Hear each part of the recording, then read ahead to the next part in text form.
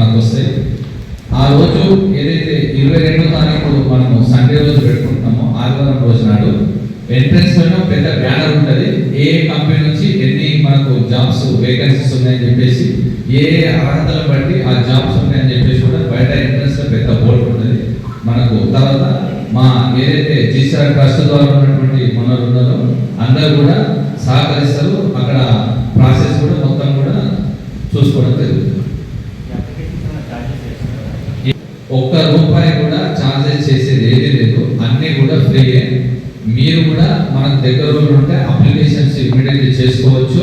చేసిన వెంటనే మీకు అప్పుడే మెసేజ్ కూడా రావడం జరుగుతుంది, యువర్ అప్లికేషన్ సక్సెస్ఫుల్ కంప్లీటెడ్ అని చెప్పేసి. అప్లై చేసుకున్న ప్రతి ఒక్కరికి లిస్ట్ కూడా బిఫోర్ మేము అక్కడ స్టిక్ చేసి పెడతాము. మాకు కూడా ఈజీగా ఉంటుంది.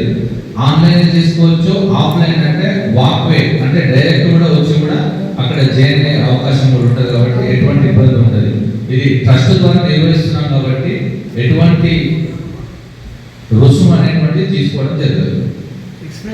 తెలంగాణ సంఘం వాళ్ళు గతంలో ఎమ్మెల్యే ఎలక్షన్లు అప్పుడు, గతంలో జరిగినటువంటి ఎమ్మెల్యే ఎలక్షన్ కన్నా ముందు అక్కడ ఉన్నటువంటి కౌన్సిలర్, మన గతంలో ఉన్నటువంటి కౌన్సిలర్ కాసల శ్రీనివాస్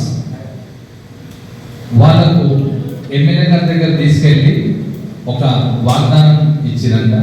ఏమని అంటే, మాకు సంఘం బిల్డింగ్ కావాలని, సంఘం బిల్డింగ్ కావాలని చెప్పేసి ఆ 60 కుటుంబాలు అడిగితే ఎమ్మెల్యే గారు దానికి ఇప్పుడున్న ఎమ్మెల్యే అప్పుడు రమణారెడ్డి గారు సానుకూలంగా స్పందించి నేను ఖచ్చితంగా బిల్డింగ్ కట్టిస్తాను, దానికి మీ ఇబ్బంది లేదనగానే మరి మీకు జాగ ఉందా అని అడిగింది.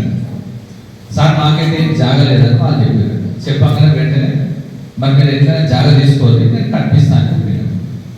సరే మీరేం చేసిందంటే ఇంటికి ఒక 60,000 జమ చేసుకున్నాడు. ఇంటికి ఒక 60,000 జమ చేసుకొని ఒక 400 గజాలు జాగ అనుకున్నాం. ఎమ్మెల్యే ఎలక్షన్లు అయిపోయినాయి, ఎమ్మెల్యే గెలిచారు.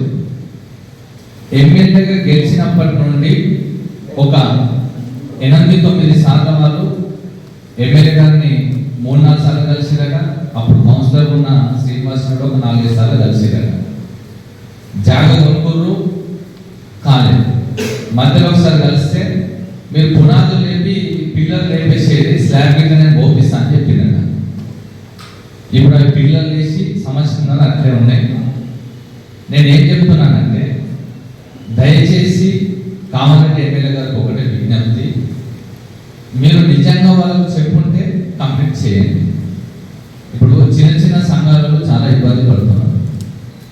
ఇది నాయ బ్రాహ్మణ సంఘం లింగాపూర్ వాసుల యొక్క సమస్య.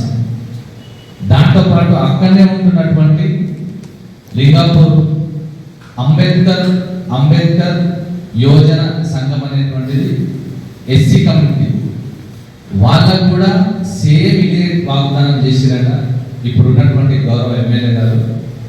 వాళ్ళకు కూడా సేమ్ సంఘం బిల్డింగ్ కట్టిస్తా, జాగ చూసుకోమని చెప్పినట. వాళ్ళు జాగ చూసుకొని రెడీగా ఉన్నారు.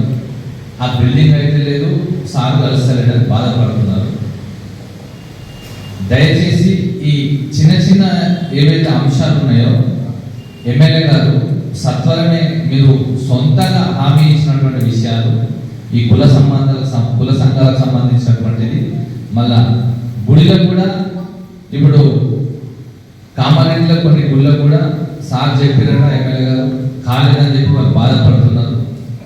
కామారెడ్డి పట్టణ పిరక సంఘం వాళ్ళకు కూడా సుమారు ఒక 8 నుంచి 12 లక్షల వరకు షెడ్ వేపిస్తా అని చెప్పినట. వాళ్ళకు కూడా రాలేదట. కాదు మన ఈ ఎన్జిఓస్ ఉన్నటువంటి శ్రీ సీతారామాంజనేయ స్వామి హనుమాన్ టెంపుల్ వాళ్ళకు ఒక 10 లక్షల వరకు స్లాబ్ వేపిస్తా అని చెప్పినట. వాళ్ళకైతే లేదట. దయచేసి నేను పత్రికా ముఖంగా ఎమ్మెల్యే గారిని ఒకటే కోరుకుంటున్నాను, ఏదైతే చిన్న చిన్న ఈ కుల సంఘాలు గుడిలకు మీరు ఇస్తారన్నటువంటి స్లాబ్ వేపిస్తా, రెగ్యులర్ షెడ్ వేపిస్తా అని చెప్పినటువంటి విషయాలు ఉన్నాయో దయచేసి అవి మా దృష్టికి వస్తున్నాయి. కాబట్టి మా దృష్టికి వచ్చినాయి, ప్రజలు కోరుకుంటున్న విషయం మీ ముందుకు తెలియజేయడం జరిగింది.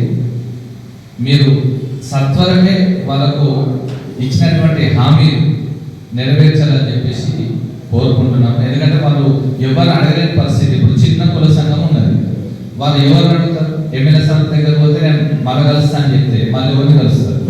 కిందున్నోళ్ళు తీసుకొచ్చి కల్పించే పరిస్థితి లేదు. ఎందుకంటే వాళ్ళు కొద్దిగా ఎంత ముందు అవుతారు కదా.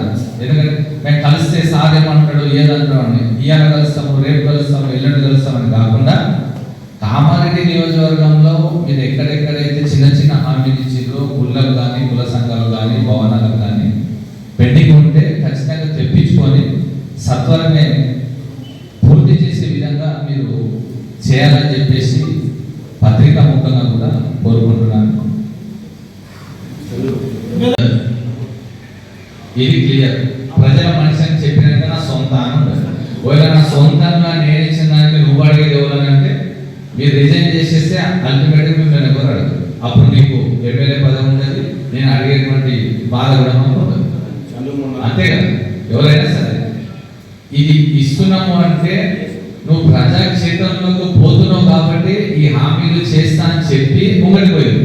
ఎవరైనా సరే హామీలు నెరవేర్చలేకపోతే నువ్వు ఇది చేయని అంటలేము. మేము నెరవేర్చమని రిక్వెస్ట్ చేస్తున్నాం. దాంట్లో తప్పేముండదు, అడగడంలో తప్పలేదు కదా. మేము ఇప్పుడు మీకు డిమాండింగ్ అడుగుతలేము, కమాండింగ్ అడుగుతాము, రిక్వెస్ట్ అడుగుతున్నాం. తప్పేముంది? వాళ్ళు నాయ బ్రాహ్మణ సంఘం అంటే చిన్న సంఘం ఉన్నది. వాళ్ళు ఎవరిని అడుగుతారు? 60 కుటుంబాలు. వాళ్ళు రోజు వాళ్ళ వృత్తి పని చేసుకుంటే 200 నుంచి 500, 1000 రూపాయలు వాళ్ళకు జీవన వృత్తి ఉంటుంది. అటువంటి వాళ్ళు ఒక 60,000, 70,000 60 కుటుంబాలు జమ చేసుకొని మీ గురించి ఎదురు చూస్తున్నారంటే అది మంచి విషయం కాదని చెప్తున్నాం మేము. మీరు మీ సొంతంగా మాటించారని చెప్తున్నాం దానికి. అంతేగాని మీరు చెప్పలేంది, మీరు చెప్పకూడదు చెప్పినట్టు అంటలేదు. మీరు చెప్పిన వాగ్దాన్ని నెరవేర్చుకోమని చెప్తున్నాము. నాయ బ్రాహ్మణ సంఘంకైనా సరే, అంబేద్కర్ యువజన సంఘంకైనా సరే, ఇప్పుడు ఇప్పుడున్నటువంటి చిన్న చిన్న గుళ్ళకైనా సరే దాంట్లో తప్పేమున్నది? ఆయన చెప్పింది కదా అడిగేది. ఆయన చెప్పుకోవడానికి ఏముంది? ఆయన సొంత లేదు, దానికి ఏముండదు. చాలా చోట్ల ఓటు చోటు జరిగింది. దానికన్నా ఎలక్షన్ కమిషన్ ఎక్కడైతే ఓట్ చోరీ జరిగిందో అక్కడ కాంప్లైంట్ ఇవ్వడం జరిగింది. కొన్ని వార్డులలో అంటే 40 వార్డులు జరిగింది, 38 వార్డులు జరిగింది. అట్లా ఒక 2-3 వార్డులు జరిగితే అక్కడ ఉన్నటువంటి అభ్యర్థులు, ఓడిన అభ్యర్థులు మరియు నిలబడ్డ అందరూ కూడా ప్రభుత్వానికి మరియు పార్టీకి కూడా రిఫరెండం ఇవ్వడం జరిగింది. కోర్టు కూడా కొందరు వెళ్ళడం జరిగింది. దానికి సంబంధించిన విషయం అది నడుస్తున్నది.